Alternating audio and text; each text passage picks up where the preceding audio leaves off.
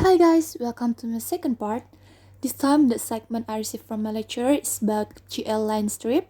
Just like before, the application I used was Dev C++ with version 5.11.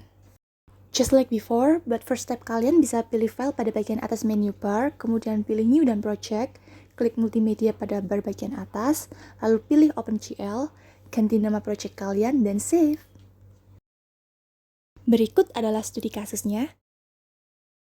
Disclaimer dulu, sama seperti video sebelumnya, penjelasan mengenai program akan dijelaskan pada akhir video, so stay tuned and keep watching!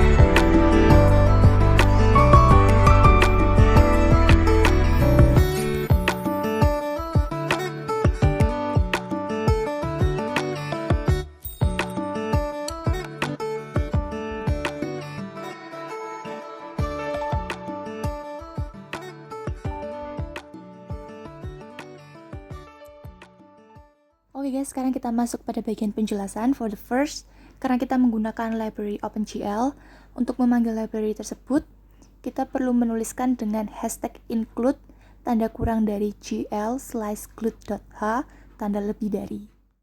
Yang selanjutnya ada GL clear yang biasanya digunakan untuk background. Kemudian ada GL begin yang biasanya digunakan untuk mengawali suatu perintah. Kemudian di dalam tanda kurung GL begin terdapat tulisan GL line strip. Itu biasanya digunakan untuk menggambar sekelompok segmen garis yang terhubung dari puncak pertama ke yang terakhir. Berbeda dengan GL lines yang sebelumnya. Untuk GL lines itu memperlakukan setiap pasang simpul sebagai segmen garis yang independen. Yang selanjutnya ada GL vertex. GL vertex ini digunakan untuk menentukan titik X dan Y berada. Di sini saya menggunakan GL vertex 2 karena saya hanya menentukan titik X dan Y berada. Jika kalian ingin menentukan hingga 3 titik, yaitu titik X, Y, dan Z, kalian bisa menggunakan GL vertex 3.